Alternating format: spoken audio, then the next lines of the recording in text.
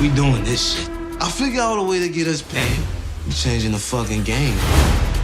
The other day I saw Kanan out there with some fools I ain't seen before. If you and Kanan need anything, you come to me. I figure out how to make a bigger move with that money. Any offer I make is gonna be straight cash. One number. We've got a deal or we don't. If Rock breathing, she hustling. Should have took her out back in the day. Lamont, these recaps are very, very fun. Thank you for lending your time to me. I really do appreciate it. Time is money. You could have been anywhere in the world, but you are here with me. And so I really, really do appreciate it. And guys, just a little bit of shameless plugging me before we get started. I do host a movie news roundup show every Sunday. This is what it looked like last week, this past Sunday, I think December the 10th. Check out all this information we got on Jonathan Majors. We got Anthony Mackie with the season 2 of Twisted Metal on Peacock. And there's some new information that came out with the Jonathan Majors case. And so if you want to check all that out, hit that subscribe button. If this is your first time here, your boy would really, really, really appreciate it. But man, let's go ahead and get into this. Power Man is so good. Each episode does not disappoint. And guess what, Lamont? Nobody died in this episode, okay? Everyone was alive, okay? Well, actually, we don't know if everybody died. If nobody died, I was about to say that, but then I remember how this thing started off. And it's your boy Ronnie that's coming through like a freaking psychopath, man. He is scaring the bejesus out of me. I want to know if he's scaring you. He is posted up everywhere like this is Friday the 13th. Michael Myers, Freddy Krueger, Jason Voorhees, all wrapped up in one. What is going on, man? I don't even like to start these recaps with what first happened in the episode. We be jumping around and I'll be going back, man, but I don't even know if I like him no more. You know, I mean, he's surely a threat. I don't even know is he gonna kill his brother, his younger brother, because he's sleeping? It's so much to talk about. And the reason why I say I don't even like him no more, because I don't like the way he talking to Unique's baby mama. You know, that's just so disrespectful, but we can get into that, man. But I'm already spilling at the beans, right? I can't even talk. I'm just so excited. But how'd you feel about this episode overall, man? Is it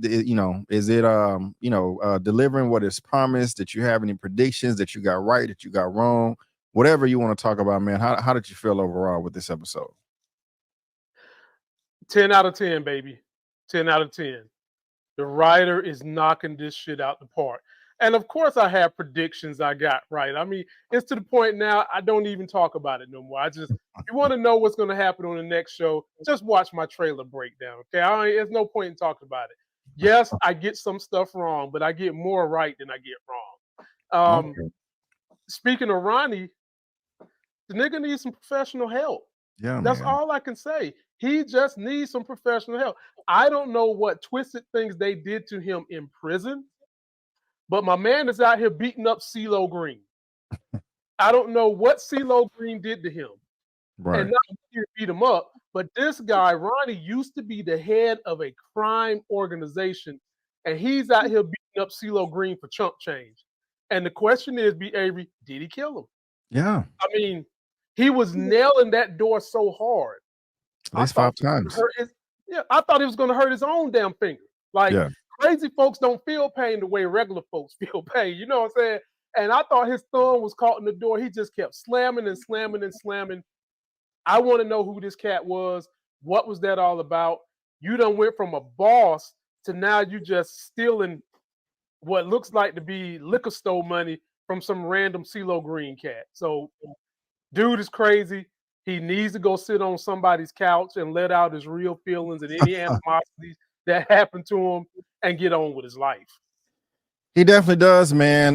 That's insane. You know, we knew it was coming. They did project that, but I did not think that he was going to go on the Daredevil Netflix style to where Kingpin, crushed his head. The only thing that was missing was the blood and the guts. If y'all don't know what I'm referring to, it was, I think, season 1 or 2 of the Daredevil Netflix series where Kingpin did the exact same thing to somebody that he didn't like.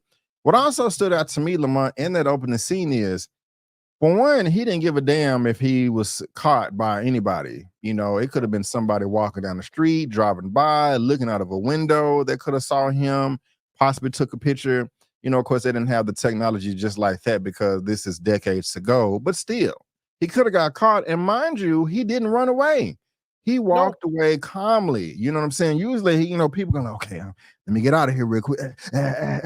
But no. He took his time. And let me pause real quick. My bad. Don't mean to throw a wrench in the party. Excuse my hair right now. I'm taking it down. By the time you see this video, your boy will be rebraided. I didn't want y'all to be like, hey, B, what the hell is going on? I'm taking down my hair right now.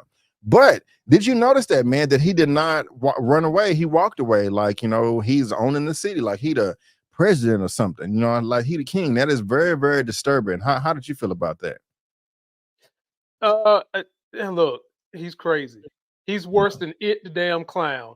And then what adds to the mental health going on with this guy, after he done basically killed this guy, he's talking to the dead body or the lifeless body. Just having a whole damn conversation. What should we expect for a man who sits and watches TV that's not on? Right. You're correct there, man. So you think he's dead or you think he's alive? I think he's alive. Okay. Beaten to a pulp, but I think he's alive. Yeah, man. What I also, he also, they got this little workout scene right here as well. Oh, what's your commentary there? I'm very, very curious. What you thinking about this right here since you made that little comment? Bruh, B. When you go work out, me and BA be hitting the gym. And if you have a spotter, that relationship is one where you need to have a good amount of trust in said person that's spotting you when you got heavy amounts of weight on your chest. This Negro right here, I wouldn't let him spot me in the kitchen table giving me a fork to eat some damn chicken. Let alone am I going to be bench pressing with 500 pounds on my chest. He looks like the type that'll just let the weight roll on your neck and say, "What'd you say? Yeah. What'd you say? Yeah, no way." And Unique should have thought about that too. Like, bro, they're gonna have another one of them scenes. The weight gonna get heavy. The brother is not gonna spot Unique properly. I see it coming. Yeah, that's what I was kind of referring to at the beginning of this when I was like, is there a chance that he could kill his brother? I don't think he will, but I think that they would definitely get into it. I can definitely see them getting into some type of squabble, some type of fight where they're rolling around. I can see Ronnie pulling a gun on Unique. I can see him trying to choke him out like, listen to me, little nigga. If you don't do this, I'm gonna do that. And I can definitely see that. And that's disturbing. That's disturbing. The guy is he's really rubbing me the wrong way. I mean, do you think Unique is afraid of his brother? Because we haven't seen any outward aggression from Unique toward his big brother. Do you think that there's a little bit of fear in Unique heart toward his brother? I think so.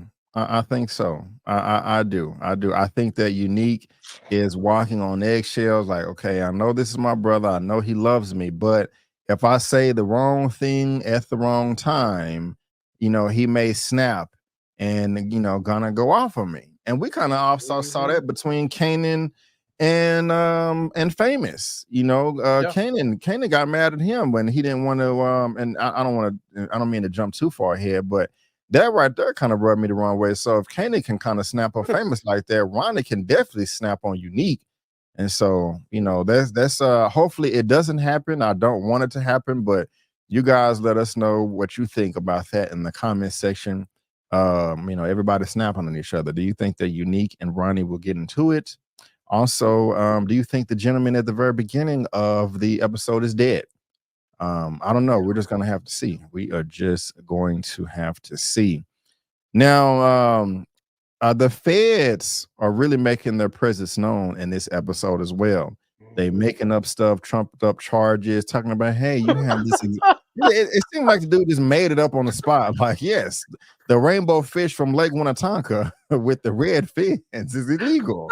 This and that. I'm like, bro, you're just gonna insult my intelligence like that? Stefano was like, what kind of crap is that right there? He didn't even try to make it believable. Just like he really did pull that out of his ass. You know what I'm saying? But oh man, I gotta be honest with you though. I kind of like the cop. It seemed like he may be a little bit shady too. But what did you think about this, man, at the very beginning where they trying to investigate, Mr. Stefano here, the exotic fish man, under the guise of this business when he's really the kingpin. But what did you think about this whole thing right here? Man, I was laughing at Stefano, knowing that they was full of shit behavior. I was laughing my ass. My man just all of a sudden just pull out of his butt, you have an endangered fish in here. It's only like 3 or 4 in the world. Like, bro, stop it. And then they eventually said, we got you on a gun charge. So really, that's what they took him down there for. And even that didn't hold water. But it was just comic relief for me. And shout out to Tony Danza. Bro, you embodying this role. You knocking it out the park. You witty. You funny. I do want to see you become devious. Like right now, we understand you are a crime boss. We get that. But we haven't seen you do anything that lives up to the level of a top boss just yet, other than order the hit on Saul. And it's one thing to order a hit on somebody, and it's nothing to get your ass out there and do it yourself. So I want to see how grimy Stefano can be. And it looks like he might wind up having to do that with this new task force that's breathing down his neck, trying to figure out what happened to Saul. Yeah.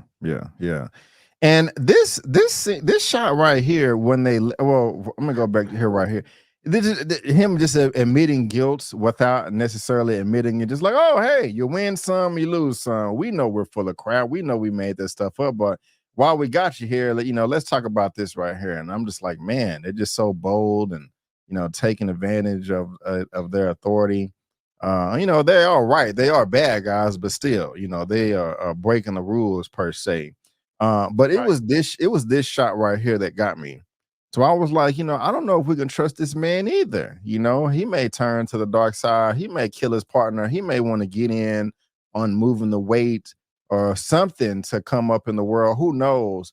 I mean, am I tripping, or do you think I'm kind of correct in that assessment there? No, I mean, I can see him being want to be a corrupt person, but not corrupt in terms of crossing the line to be with the drug dealers. I see him being corrupt and stepping across the line in order to put them in jail, kind of like Cooper Sacks. I don't see that guy wanting to be the type of person to step across the line, take bribes, and work for the gangsters and the drug people. I see him wanting to be just like our girl in Power Book 4 Force, wanting to step across the line in order to put gangsters and criminals and shiesty individuals in jail. I got you, man. Yeah, let us know what y'all think about that too. I was blessed to be able to see this episode twice before we hit record, and some of these things, I just didn't pick up on the first time, but second time I was like, wait a minute, let me look at this with a different lens here. Seems like he does have something nefarious up his sleeve per se, but we're gonna have to see. Y'all let me know if you do agree or disagree. But what you think about Rock, man? Well, that's not Rock. I'm tripping. This at the beginning where Famous and Kanan, he's trying to get him to wake up. Famous is tripping though. He is the one that was saying, hey, we need to move this money. We don't have anything. Just a couple of either the first season or the second season, he was complaining like, damn, because he originally got the apartment. Hell is here, Crystal. He originally got it from the apartment from Crown Camacho, right? He did him a favor. And so I don't even know, did they not wrap that up correctly? Because who are they paying now? I guess that's why they have to pay, because he's gone. He's dead. But yeah, Famous need to get off his ass, man. And do what he got to do. I have some commentary that I want to talk about later. The little confrontation with him and Kanan that I brought up earlier. I don't want to jump too far ahead on that. But yeah, man, Famous, in my opinion, he needs to get off his behind. And so we'll see how that plays out. But one thing I do like is there's my sweet baby cakes over there.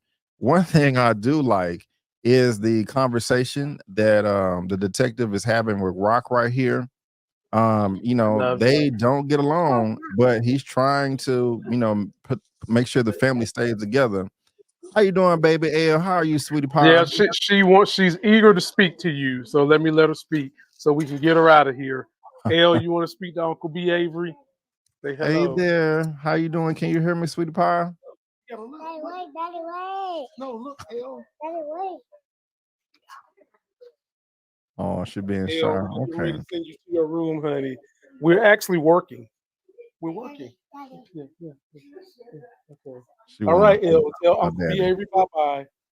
Daddy, I better show him my car. You're going to show him your car. Honey, time is money, honey. Here, let me help you. Oh, but let me. Can you hear me, Lamont? You don't got the headphones on yet. All right, man. Little With this little thing in children. the room. Just say hi and then keep it moving. Say hi. Hi. Hey, I can't hear him. hey. Hi. How you doing?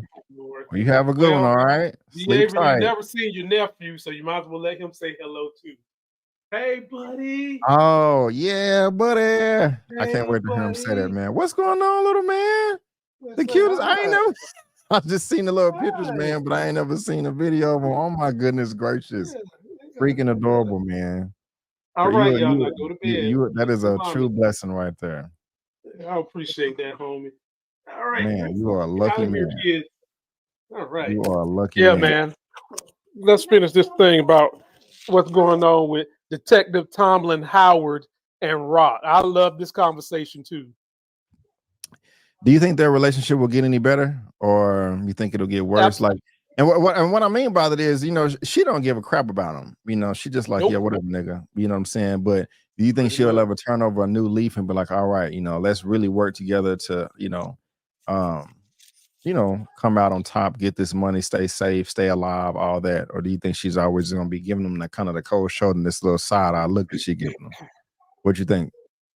The relationship they have now is strictly a relationship of opportunity. Rock don't want to have nothing to do with him. I even get a little bit of disgust from her because he slept with her while she was underage, even though she is the one who gave him the draws. Yeah. So I don't see that relationship getting better. And a part of me feels like Detective Mike Tomlin Howard is working to show Rock that they should be together.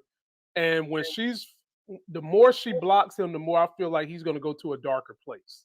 Because he lied to her right here when they was talking about Bert, said it was a suicide. We know the truth. Right. And I think Rock know the truth too. Right. Yeah, man, I don't want him to do anything else bad. But we'll have to see. And what I'm scared of, man, and I just think it's inevitable, man, is the road that Jukebox is going down, man. Marvin was a horrible father in season 1.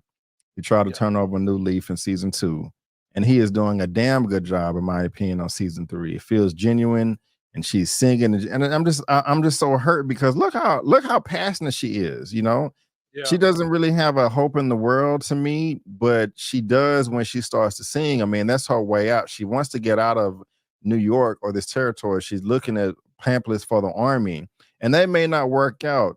But she has this in her back pocket right here. But we know that it turns to crap. We know that she turns into an evil cop that takes advantage of people. And I'm just really scared of what's going to happen to her. That's going to put this flame out right here, man. You got Marvin in here hyping her up. She didn't like Lou at the beginning because he stole her music and gave it to his girl. But I'm just really afraid of what's going to happen, man. Like, how are you feeling about all that? We know how this is going to happen, B. Avery. I just want them to drag it out as long as they possibly can, bro. Something is going to turn her very shiesty. It's either going to be the death of Marvin or Lulu. And now what is going to set it off is whom does it? Yeah. Because now, there's theories looming that Ronnie is going to take out one of the brothers. Really? I didn't think of that. Yeah. Theories that he's going to do that, not only to get at Rock, but to also show a show of force to Unique. And legitimate talk, he might try to use Kanan to help with that show of force. The problem is Kanan does not have any beef with Marvin or Lulu. All his beef is with his mama. Right. But if you let someone like Ronnie get into the mind and the psyche of that young Kanan, there's no telling how he could twist that boy's mind and have him help set up his own damn family. Because right now he's hot, very, very hot with Rock. Yeah, and we did see how the episode ended, man. And we did. And speak about Rock, man. She's pulling up, at the crib, trying to help them out. It's funny. I brought this up too because her attire, man, her drip is just so serious. I mean, she is amazing. She looks good from head to toe every amazing freaking episode, man. And so shout out the wardrobe. Yeah, killing the game right here, man. Later on, we see what Kanan did when he didn't accept the money. But my thing is, why I understand that Famous does have a bit of respect for Rock, but at the same time, I'm over here like, bro, this is your apartment.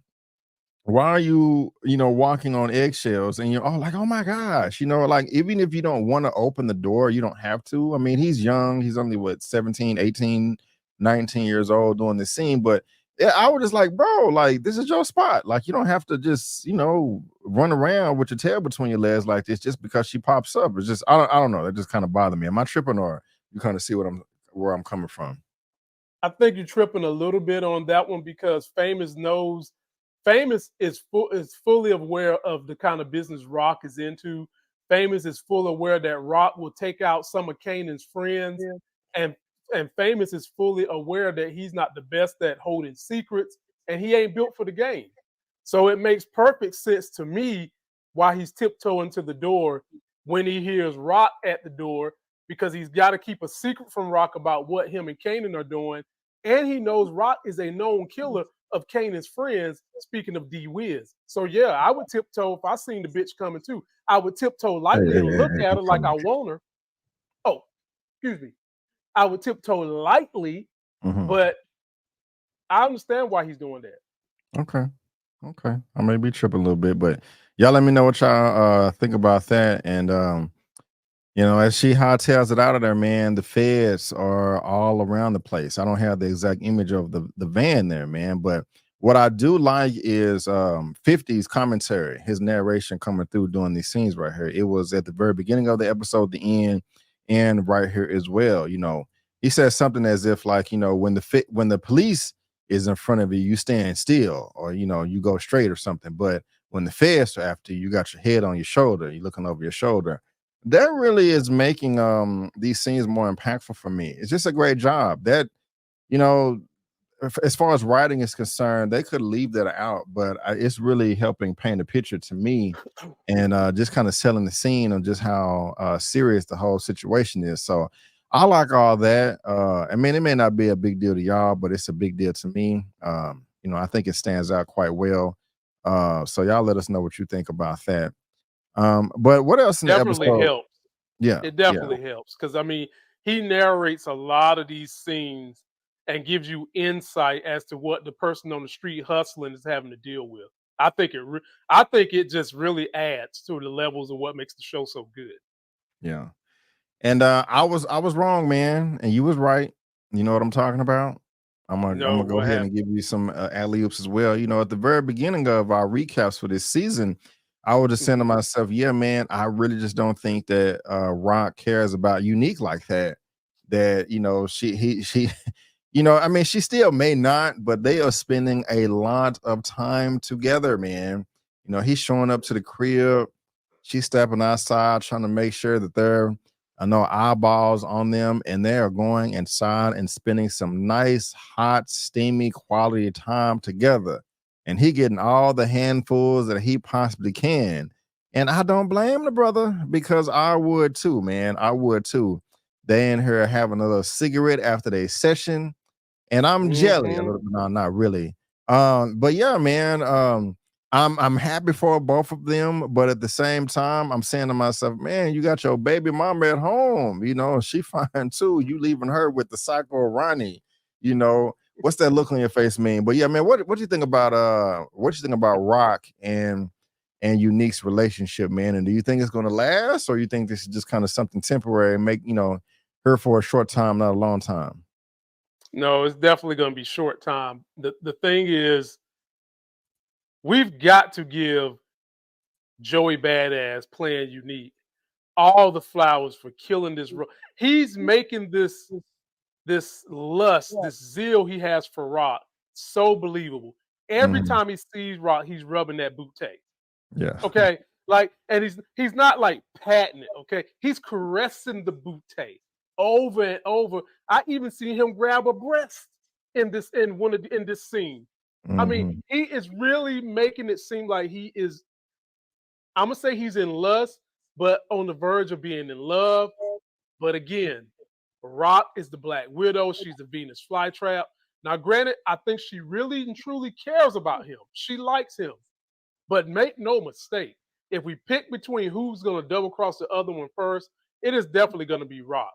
But I said that I thought Patina Miller was done with, very, very steamy sex scene where she reveals the body.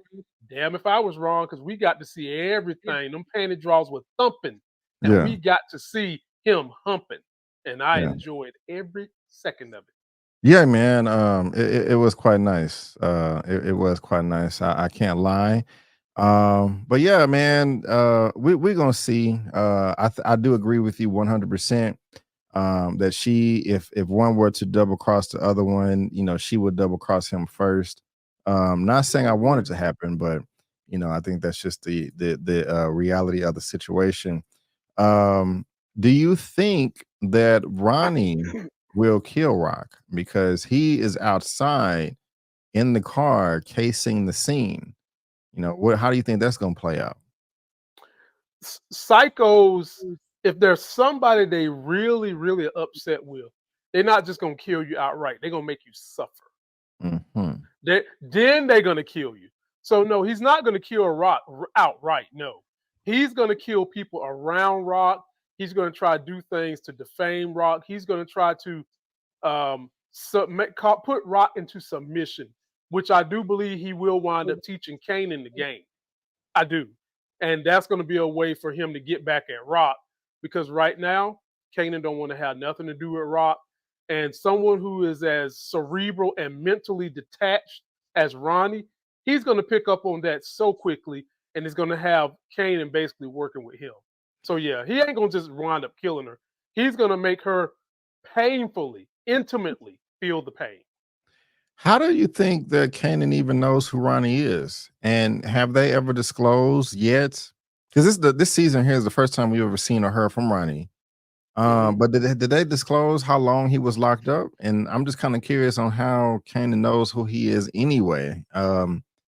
I don't know. That could just kind of cross my mind. Am I looking too deep, or what do you think about that? I think that's a good observation.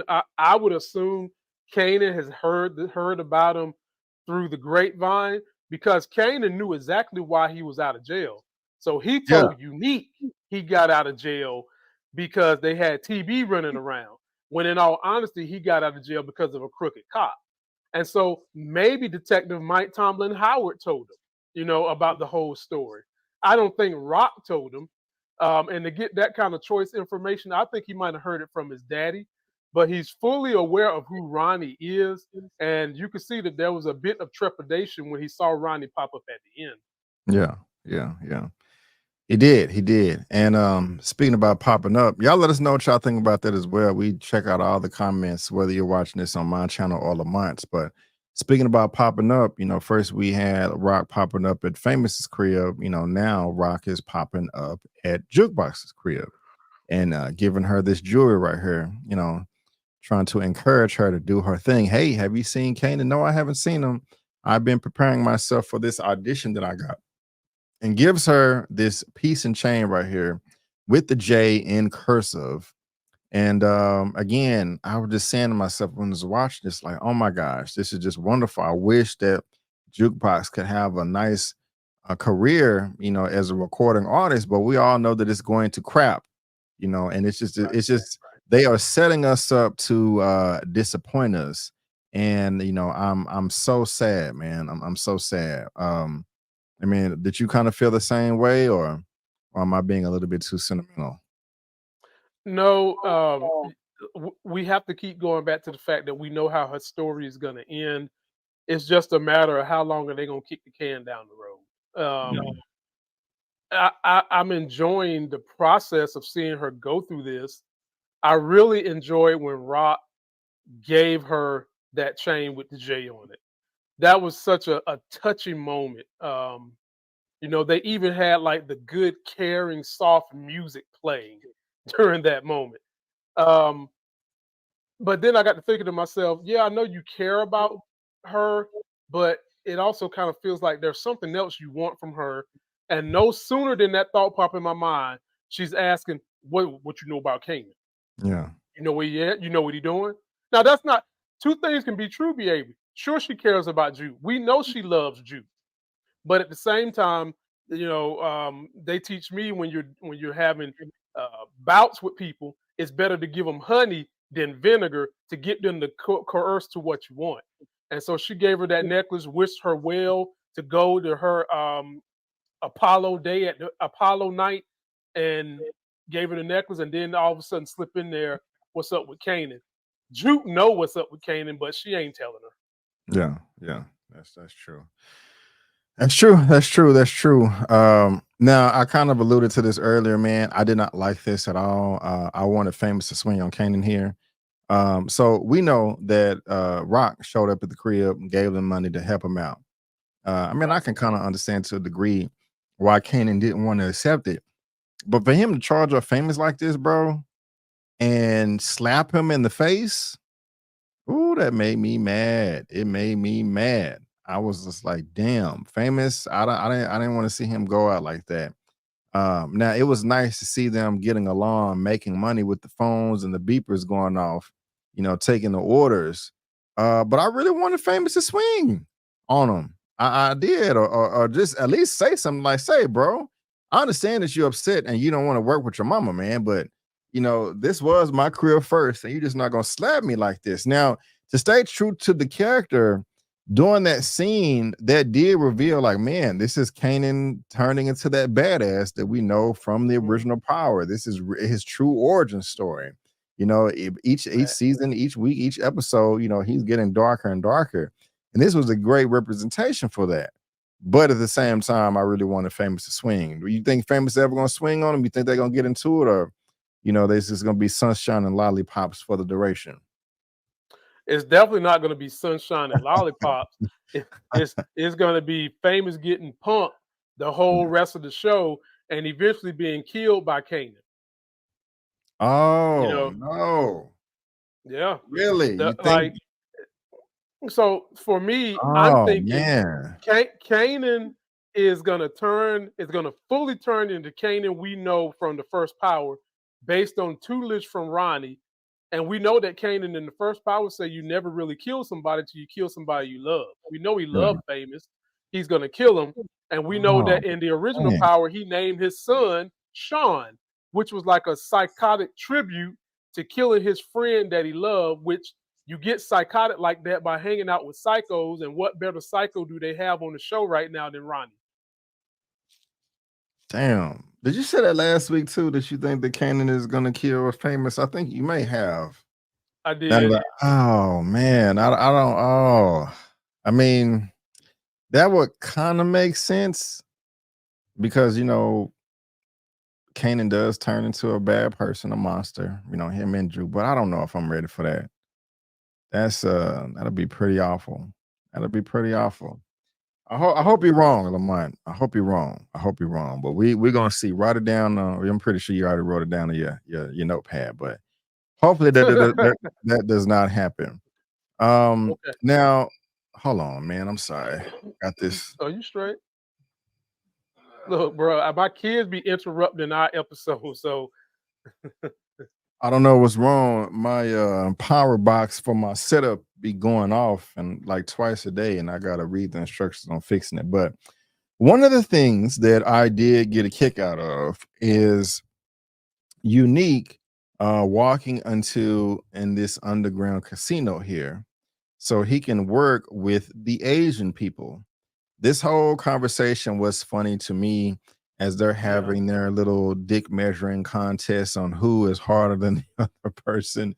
I mean, it's a thing to do. You know, they got to feel each other out, you know, but Unique is bald in here, man. He is by himself. Look at him, just, you know, posted up with his hands in his pocket. Got man in front of him, man behind it. He leaning in, talking shit, talking about, I know how the F you think you are, and you left your island on your boat or your inner tube to come over here. I'm like, bro, I mean, like, you are in there by yourself throwing out all these insults, you know? But it was comical. Your boy right here was just like, oh man, this black dude is cool. And it's interesting. Like he does not, I think, did he say that was from South Korea or I can't remember exactly, but they don't like the Chinese. And he's like, how did you end up with a Chinese brother-in-law? My wife is Chinese. That whole conversation was funny to me, man. I liked it. I mean, we knew that he wasn't gonna die, but he was really talking some big stuff right there, man. How did you feel about all that? Because I got a nice kick out of it. I'm 100% with you, man. That conversation was hard and funny as hell. The back and forth. You came from Vietnam on inner tubes to them speaking Mandarin and saying, I like this guy. He's funny. To him explaining how they moved the Heron in up through the north, back through the south. I knew they wasn't going to kill him because they have a need for Unique. Unique is there based on the work with the Italians. So I knew they weren't going to kill him. But like you said, whenever these two gangsters meet each other, you always got to have a feel out of who think they the hardest. And it was even funny when Unique said, you know, they joke about how the rest of his crew was dead, and Unique was like, you know, I'm still here and I'm still in the war. So that was pretty funny. I enjoyed it, and I hope we get more scenes with them two maybe working together side by side. That'd be funny. Yeah, that would be funny. I was gonna throw some stereotypes out there, like, hey, we're gonna get a martial arts scene in here or something like that, some kicks and all that, but that's quite silly. I'm into that anyway. But yeah, we both enjoyed the scene. Unique just didn't give a damn. You know, he's like, hey, I'm gonna say what I want to say, and can't nobody do nothing about it. But yeah, shout out to Unique, coolest character. Yeah, I thought Unique was gonna call him Jackie Chan or something. Oh like, man. And what I laughed at as well is he was like, you know, get some new food, or, you know, they do have some good food or something like that. He was like, man, they food tastes horrible. It's crap. I wouldn't feed it to my dog. They do have a couple of soups that I like, and I was just like, this is freaking hilarious. You know, I'm really enjoying it. But y'all, you let us know what y'all thought about that. But this is what I was talking about earlier, man. The baby mama coming home, and Ronnie is, you know, in there, you know, fixing stuff on the wall, talking about, hey, did you get my stuff? And for him to just be like, hey, man, you know, I don't know where my brother is. I was with him earlier. Maybe he got a side piece or something like that. I just I feel sorry for her, bro. I don't want her to be treated like that. You know, she's the woman of the house, and you know, I doubt that she's gonna check him. And I'm afraid that she's gonna get hurt, man. I don't want Ronnie to hurt her or slap her or beat on her or nothing like that. I'm quite afraid that's gonna happen. Am I reaching, or are you feeling the same way somewhat? No, you well within your reason. I mean, this man done two things that was hurtful. Number one, when she came in, he didn't say, hey, how you doing? I'm here, nothing. Hell, the only thing that could have made that scene worse is if he was walking around there bucket naked in her house. Yeah. That would have made it worse. But instead of greeting her, he said, you bring my shit. Yeah. You bring my shit? And what he was talking about, ladies and gentlemen, was that Lala Anthony again, his honey nut Cheerios, because he's a fucking nut. And then he disrespects the woman by saying, I don't know, he out there with a side piece. Yeah, man. Ronnie is not my favorite. So it's like this, B. Avery. She is going to get hurt. But B. Avery, which one is more hurtful? Emotional trauma or physical trauma? That depends, man. I say physical, but you know, what would you think? What you say? How do you think she's? First of all, Ronnie is probably going to put hands on her. But then, how do you think she's going to feel when she finds out that Unique do got a side piece and has been leaving her there with their son with a psycho and he's out screwing Rock, who she hates with a passion. Yeah, she's gonna be devastated. She's gonna be devastated, and She's know. gonna have to sit on somebody's couch then. Yeah, she didn't do nothing to nobody. So I'm quite worried about that, to be honest with you. So it's gonna I happen. just, One or the other one is gonna happen. If I had to pick, I'm gonna say that if anything, she's gonna find out about the cheating, probably because of Ronnie. Ronnie might go take pictures and shit and leave it somewhere just to hurt the baby mama to get at Unique. yeah. That's the type of sinister cat we messing with, ladies and gentlemen. Someone who, if he respects you, he's not gonna hurt you quickly. He's gonna make you debilitated, is what he's about to do, and that's what's gonna probably happen to her. Yeah. Hopefully that doesn't happen. I definitely did not want it to happen, but we're gonna see, man. We're gonna see. They also setting up Howard to where he's gonna possibly kill somebody else. He's going to the office talking to the captain. Captain is telling him that Medina Fowler is still pressing the IAD, and Burke has all these skeletons, and they keep zooming in on his face, because he want to go murder her or do something.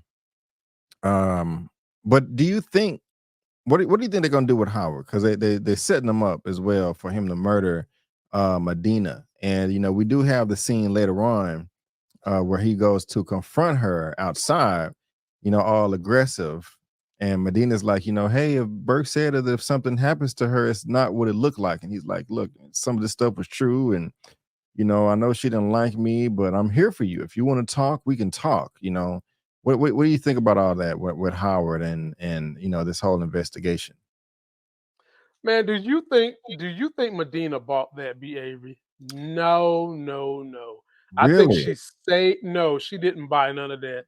What she did was play along so that she can stay along on this show. Medina ain't buying none of that mess. Medina knows goodness well that the woman that has been munching her carpet, that just had dinner with her, would not go kill herself. It was not that bad. If anybody know Burke inside and out, it's Medina. So Medina played along so that Detective Howard wouldn't be sniffing down the trail to try to kill her. Because if you think Medina is about to let anything go with IAD, she's not. She's not.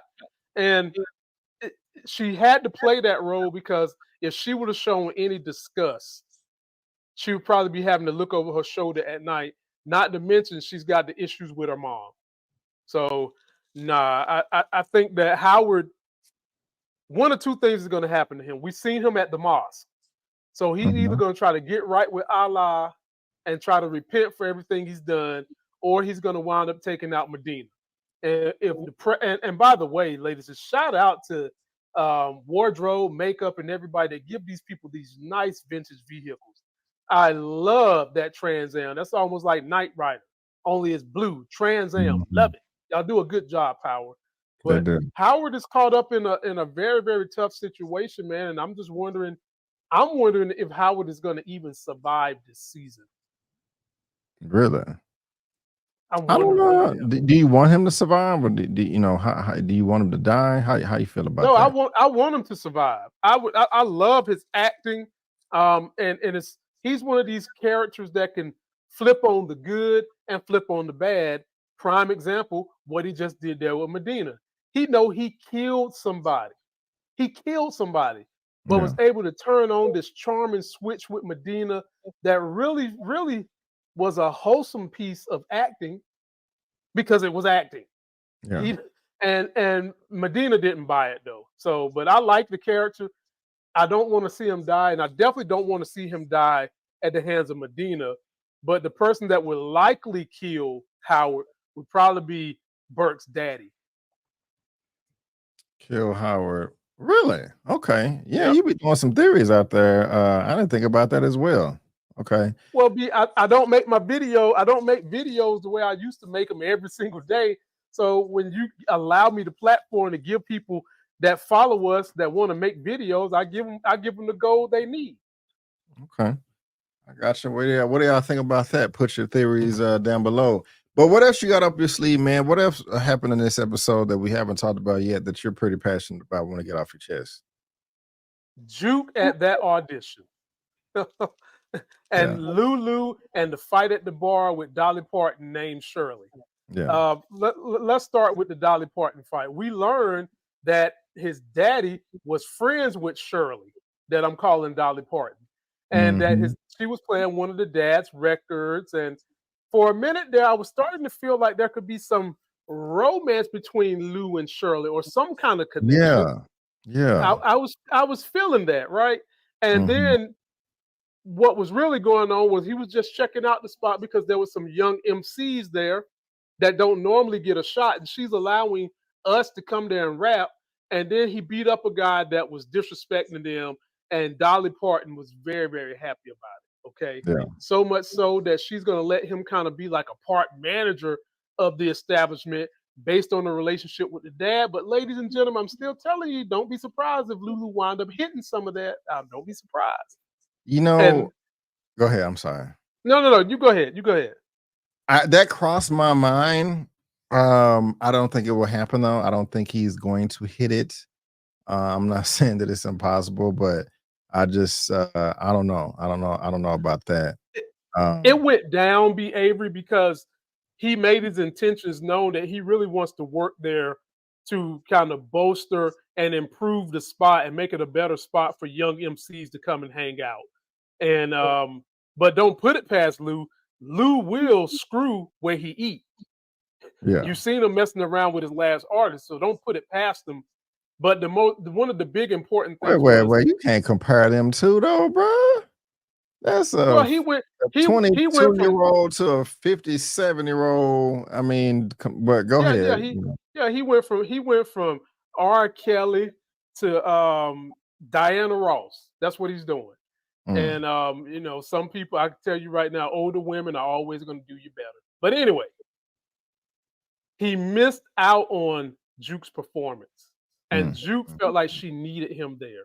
Yeah. And what him not being there did was bolster more of the budding relationship between Juke and her dad, because he stepped in where Lulu wasn't there, gave Juke confidence.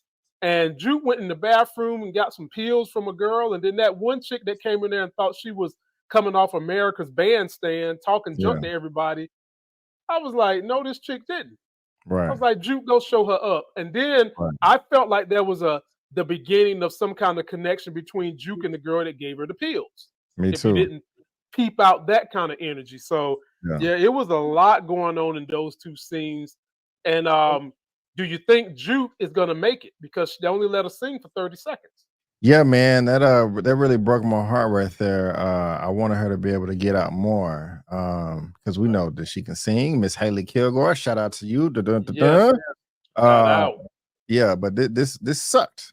I was like, damn, and I wonder how well she would have done, or if better if she had the soundtrack there that Lulu made.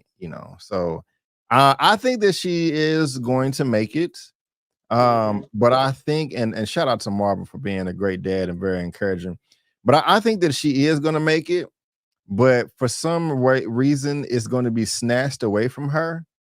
The opportunities are going to be taken away, and that's also going to fuel her to go down the dark path to the dark side that we know that we originally met her from in the original show. Of course, I don't want that to happen, but I think it's inevitable. You know what I'm saying?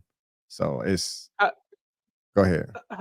How did you feel about Lulu seeing the ghost of Scrappy and the ghost of D Wiz in prison after punching out the white guy who was clearly a racist toward hip hoppers? He saw the ghost of D Wiz. Is that who that? I thought that was just actually two people that was in there.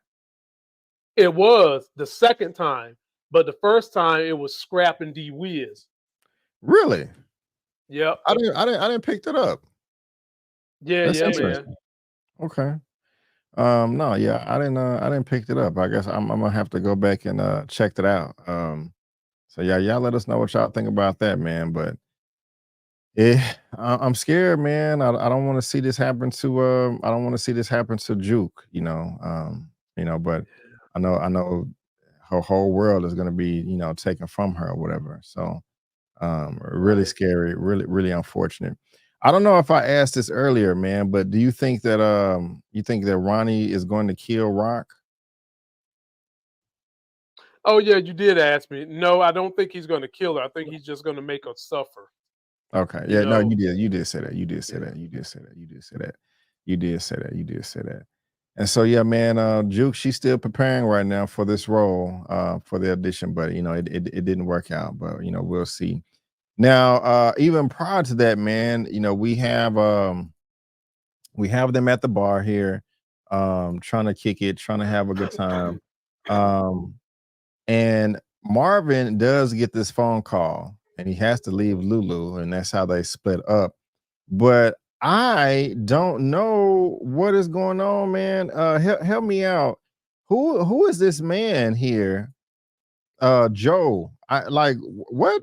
Who is that? Like, I don't remember. Like, please help me out in figuring out who that is, because that didn't make any sense to me at all. He got into some shady business with these people, owed him some money, or I got strung out on drugs, and Marvin had to go pick him up. Yeah, fill me in here, man, because this is the part of the episode that I did not understand at all, and it flew right over my head on who this man was, and he looking at his ID and all that. I was lost. That's Gerald from last season.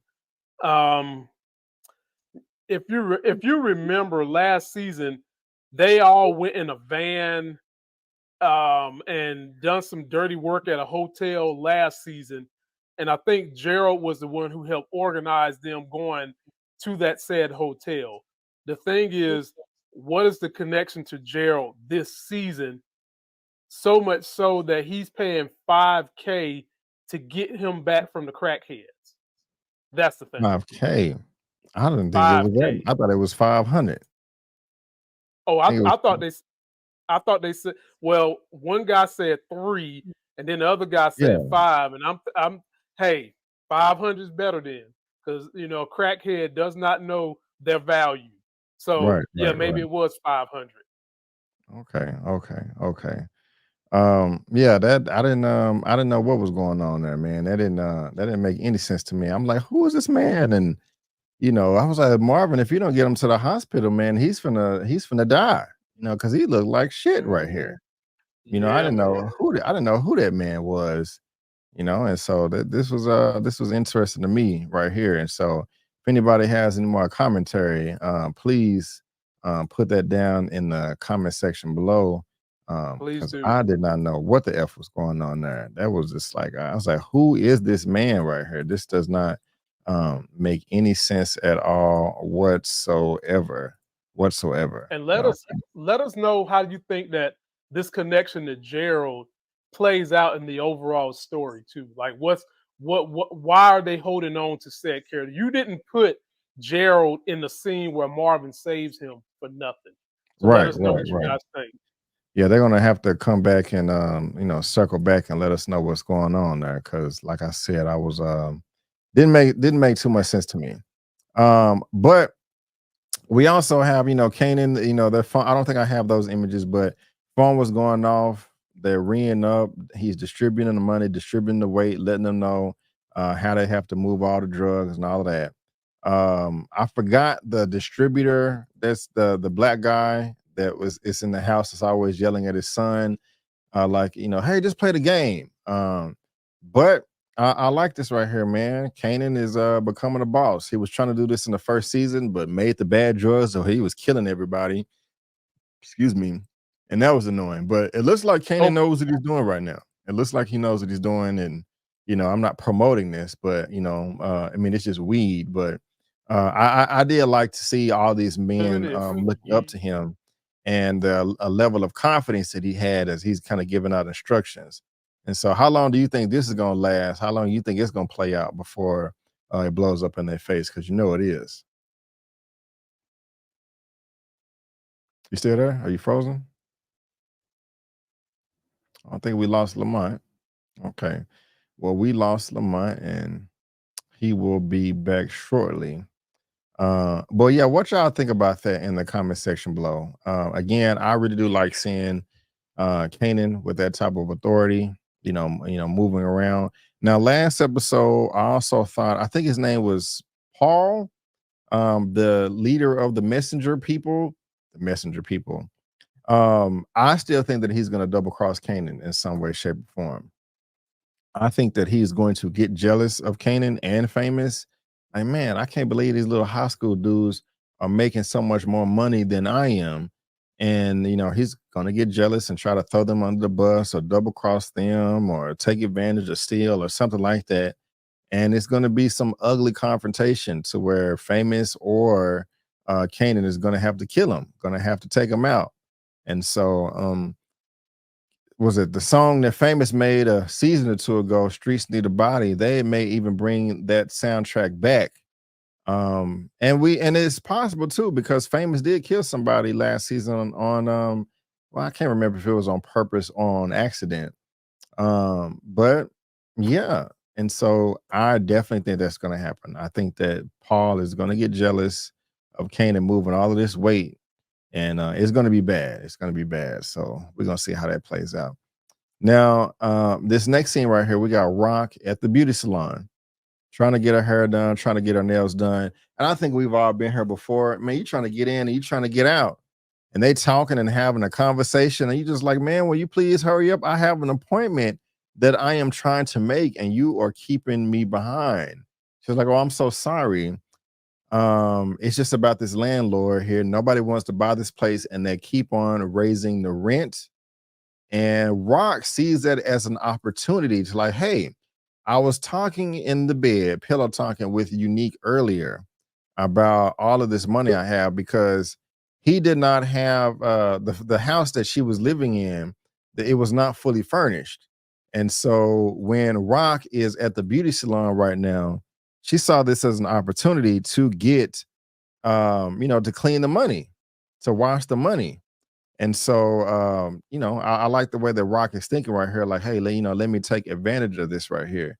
And so when you was gone, Lamont, I was saying that I like how Kanan is being the boss right now, but I think Paul is going to get jealous and double cross him, and Famous and Kanan is going to have to take him out, kill him, beat his ass or something like that.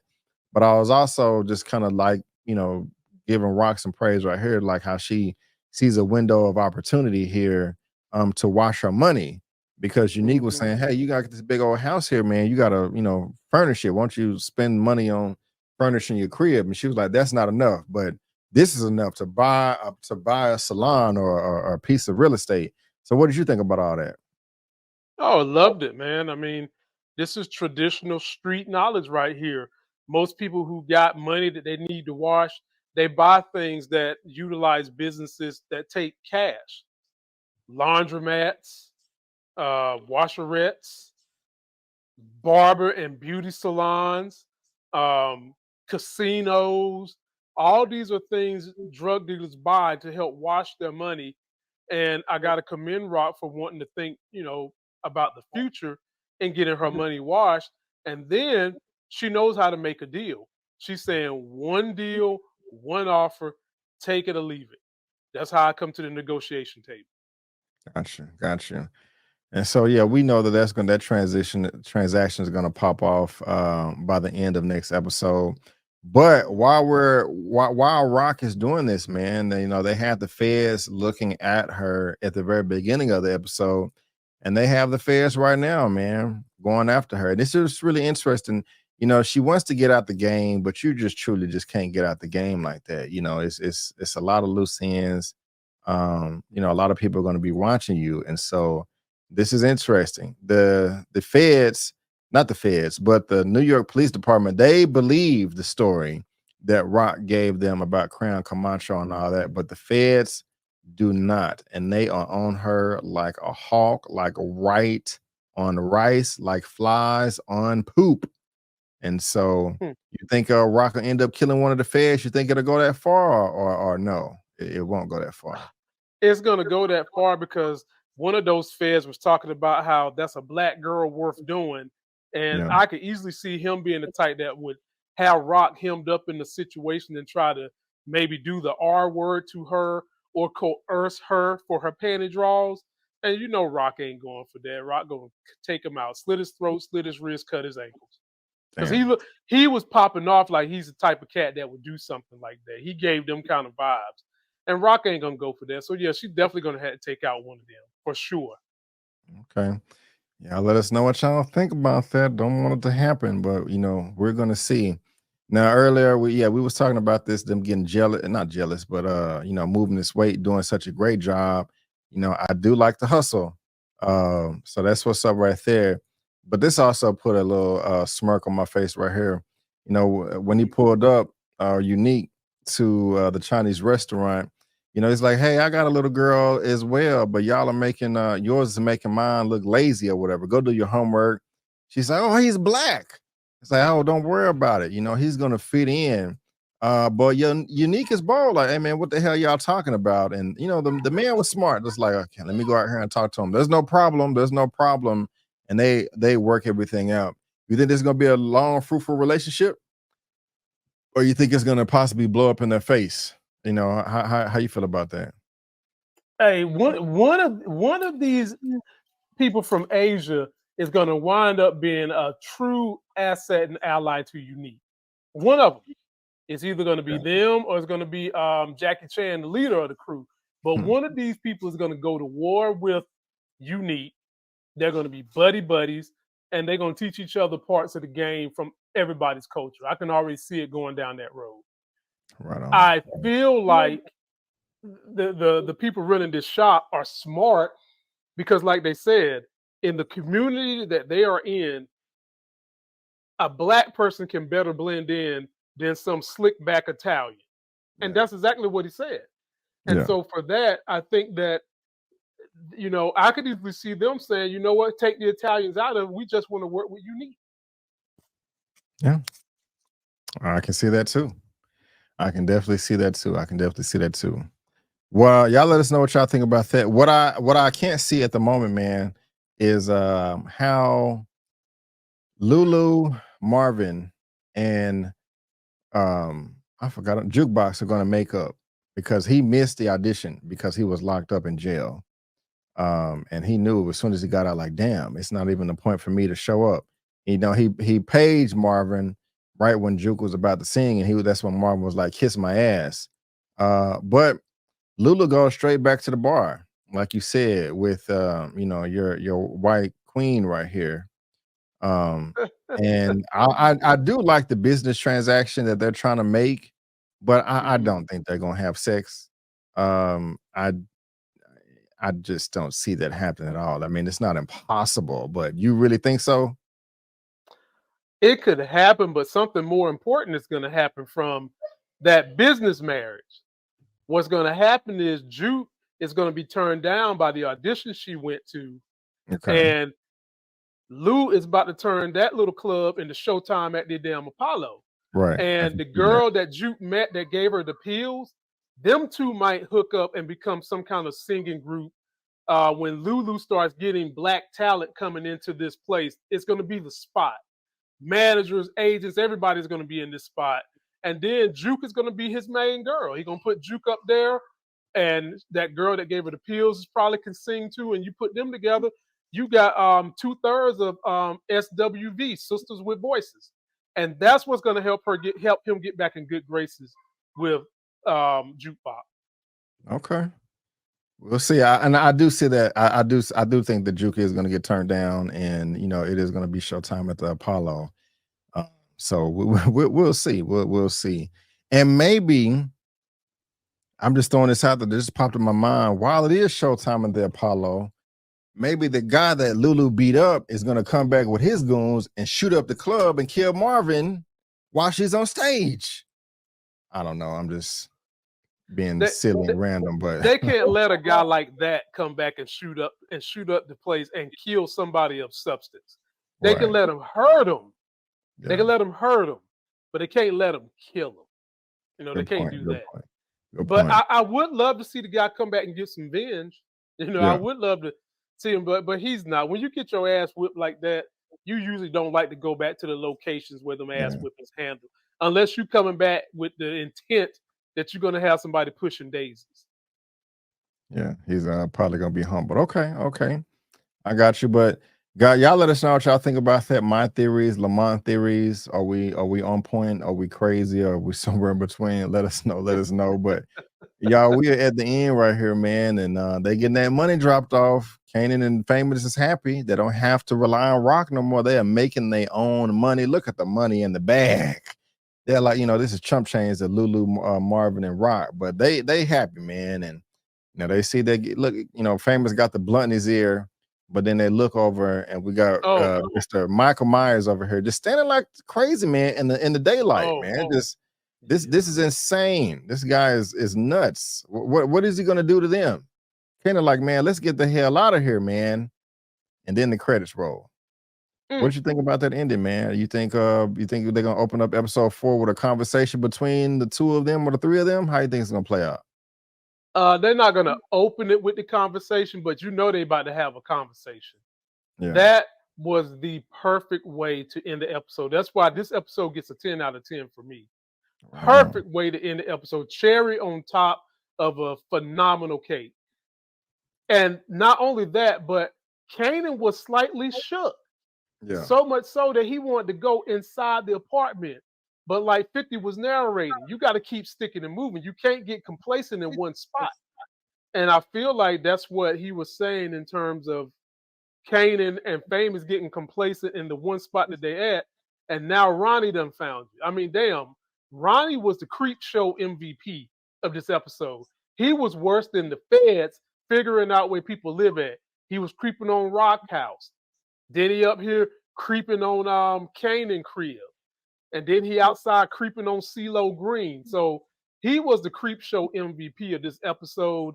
And, if you ever wanted somebody that could do a good job of finding dirt and digging up dirt, go get you somebody who's on the spectrum like this brother. He is definitely on the damn spectrum. Yeah. That's crazy, man. I hear exactly what you're saying. And I'm nervous for what's going to happen, but we're going to have to see. We're going to have to see. Oh, yeah. But guys, that is going to wrap it up for me and Lamont. Tyson's with Life Gains recap review for Power of Book 3, Raising Kanan, Season 3, Episode 3, titled Open for Business. Let us know what you thought about the episode, commentary, theories, all that good stuff, and especially what you think will happen next episode 2. We will be here again at the same time, same place next week, and we can't wait to chop it up with you guys. But thank you so much for tuning in again. We really do appreciate it. I'm up early for the dealers come out. Everybody is outside till the killers come out. You ain't eating, you just act full. I'm impactful. Dozen funerals in a month. I got that pull. I will give it to niggas in all rap forms. Ignatius out right now on all platforms.